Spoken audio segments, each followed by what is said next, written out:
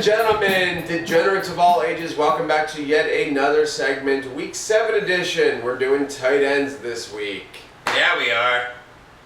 Every week, 7 weeks, still hasn't gotten any funnier. And it gets funnier. Not only does he make the joke on camera, he puts it on Facebook.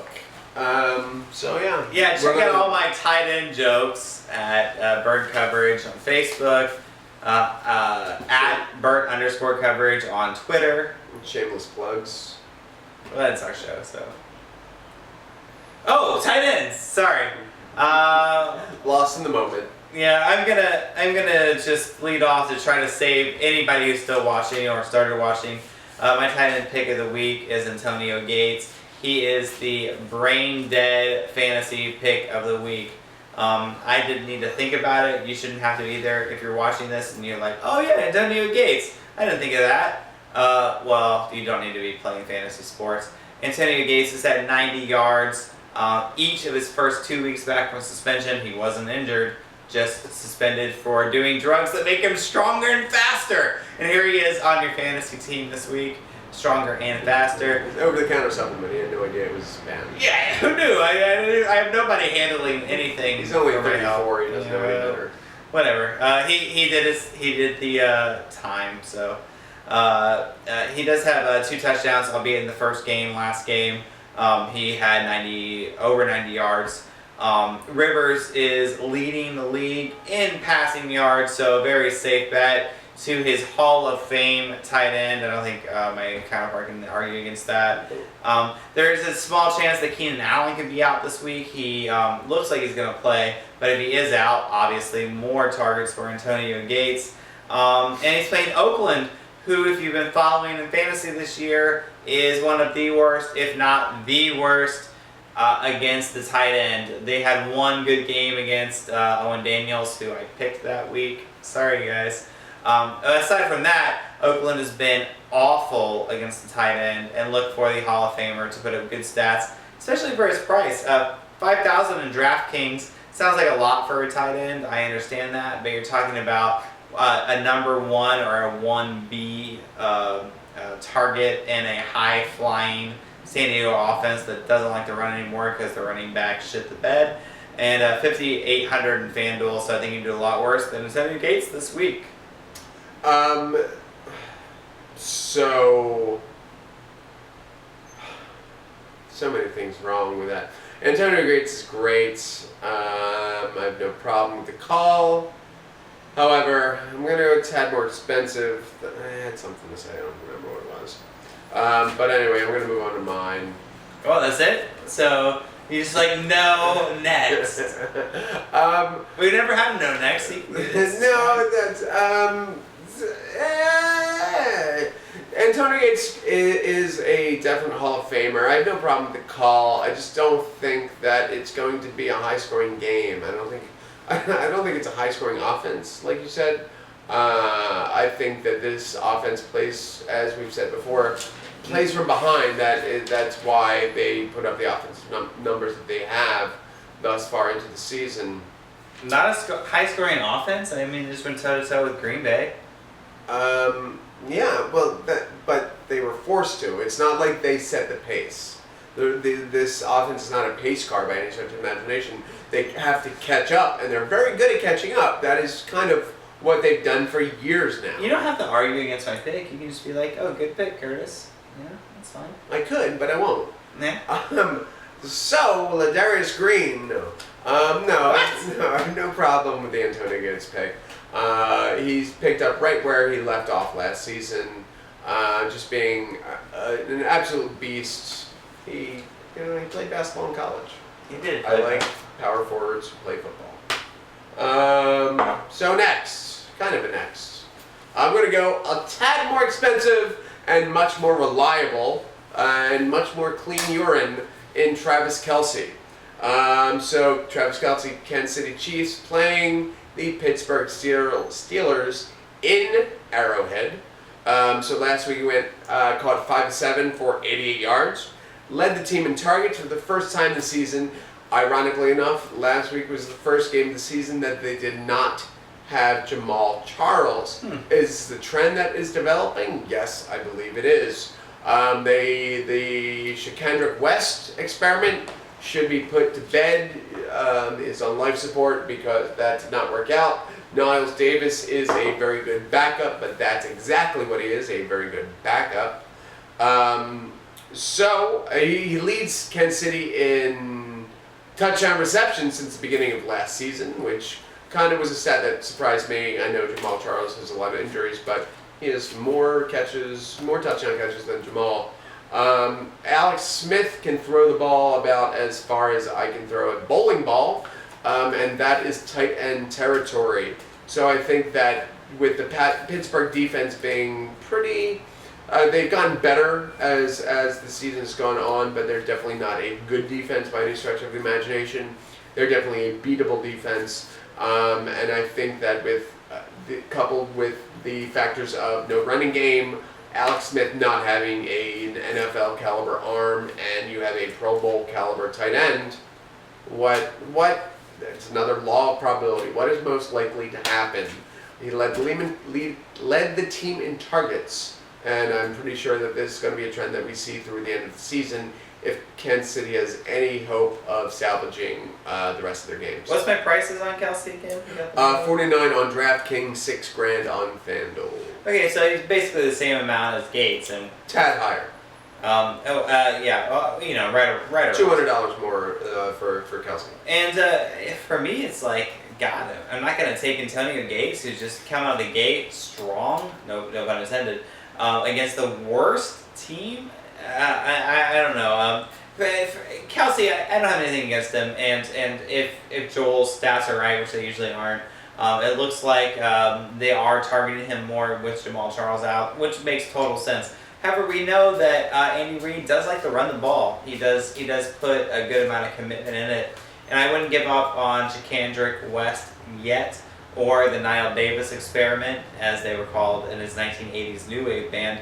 I really think that there is a chance that this running game can get back on track, and it could be this week. Macklin still gets a lot of targets. He suffered async concussion protocol, I think. But if he is back this week, then I would definitely cut into it. If he's not back, then yeah, I would consider Kelce. But the thing is, you just made my argument for me, because Antonio Gates is coming from this prolific offense, this Hall of Fame worthy offense, according to my co-host. Who else do they have? They've got Keenan Allen, who is one of the top 5 wide receivers in real or fake football this year. They've got Stevie Johnson, they've got Malcolm, the Floyd boys, as you'll see in a previous segment if you watch, or a future segment, depending on the order. So yes, they have more options. Who does Kansas City have? Kansas City has absolutely nobody. They're going to have to throw the ball. Who are they going to throw to? Oh, that's right, we have a Pro Bowl tight end. Let's throw it to him. I'm not saying it's a terrible pick, but I mean, come on, you're spending a lot of money on a guy. You're spending a lot of money on a guy who you know is going to be the focal point of the offense, as opposed to Antonio Gates, where he may be the focal point of the offense. Law of probability. And this is it might be semantics here. I think they're both going to have good games. However, one of these guys is going to make your week, and one of these guys is going to break your week. I agree. And it's, if you have a perfect lineup, which I do with Antonio Gates and not with Kelce, I'm pretty excited about my Gates prospects this week, especially with a slightly hobbled Keenan Allen. You're always excited about your lineups on Wednesday. Not so much on Monday. Oh, sure I am. If you watched the show last week, my inflections. So a little bit of psychology, if you want to know. When you're talking to someone and their voice goes up very high, they are lying subconsciously to themselves. So you just trust this guy in psychology. He's sitting next to me on a Wednesday night on a couch. I have a tie on. Yeah, he does have a tie on. That's true. It makes me better to choke you with. All right, moving on in tight ends, I'm gonna do once again my shit against the wall, but it's not as broad as it usually is. It's just a light shit smatter against the wall, and that's whoever Detroit plays at tight end this week. Detroit finally won a game. Congratulations. You beat a very terrible Bears team.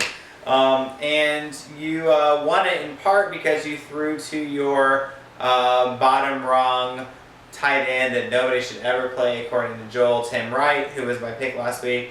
Only 3 catches, but one of those was for a touchdown, so that covers when you're playing a minimum guy.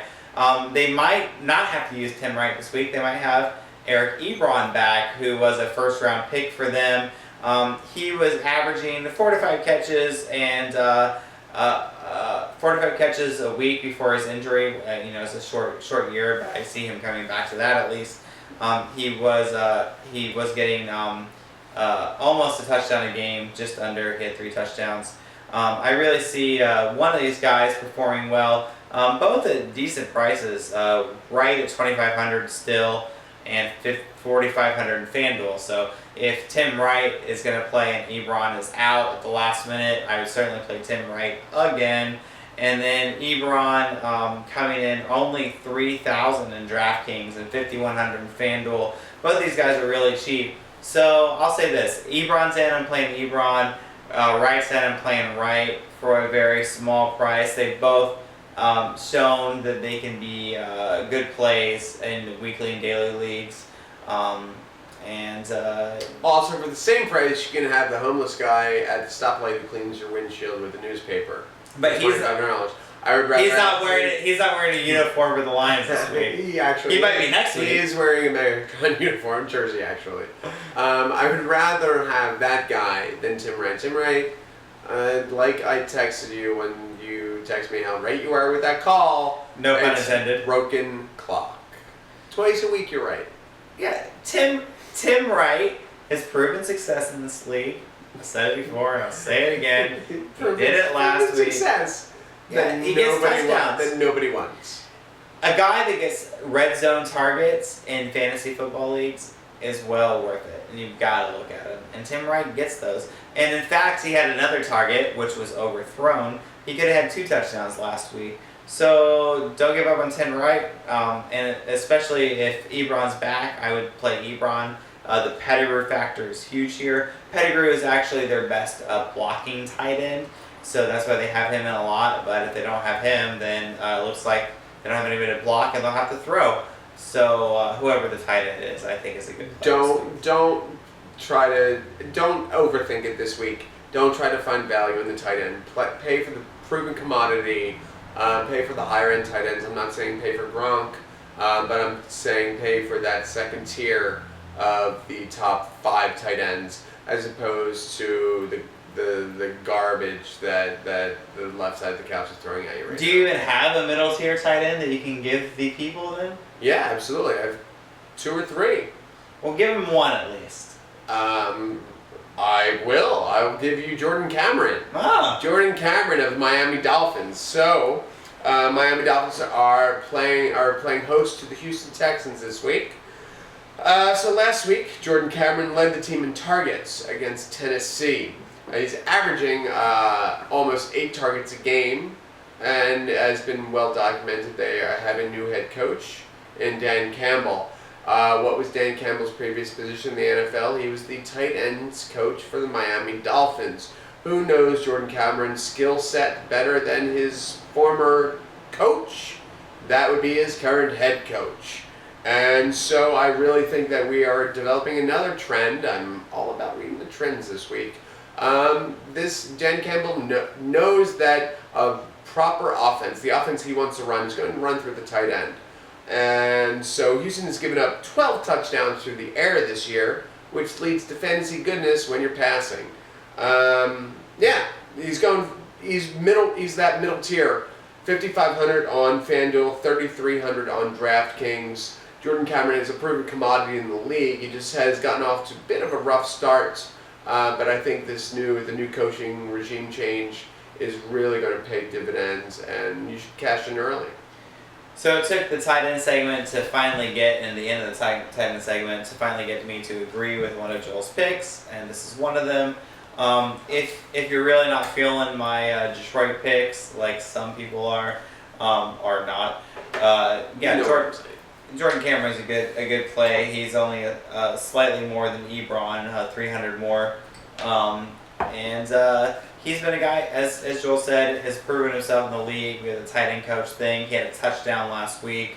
My only issue here is, because I have to find some fault in Joel's pick, is that once again there are a lot of mouths to feed in the Miami offense. If you're a fantasy player that thinks maybe Lamar Miller's going to do this good this week, I don't know who that would be.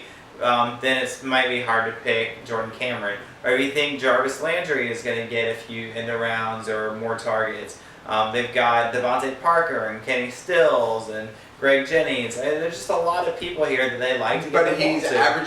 averaging 8 targets a week, and that is even before, that is in the Joe Philbin era as well, and that has continued on into the Dan Campbell era. So if you're averaging 8 targets as a tight end, yes, I'll take that every day of the week. I don't think it's a bad play. Because how many targets is Tim Wright averaging? Not that many. Not that many. But the ones he gets are in the red zone, or in the end zone, actually. So that's something to look forward to if you're going to play Tim Wright for a cheap price. If you want to spend $1,000 more, or a little less than $1,000 more actually, on Cameron, go ahead. I'm not going to fault you on that. It's not a bad play. It's a very good play, now that we come to think of it. Well, let's not start congratulating ourselves quite yet. Okay, tight end's over. Thank the Lord. He's Joel. I'm Curtis. We're burnt coverage. It's true, we are. Hopefully we'll see you again in another segment. Yeah, we've got one more to come if you watch sequentially. Yeah. Don't watch sequentially. It just is a descendant of madness you probably shouldn't see. See you next segment. On the couch.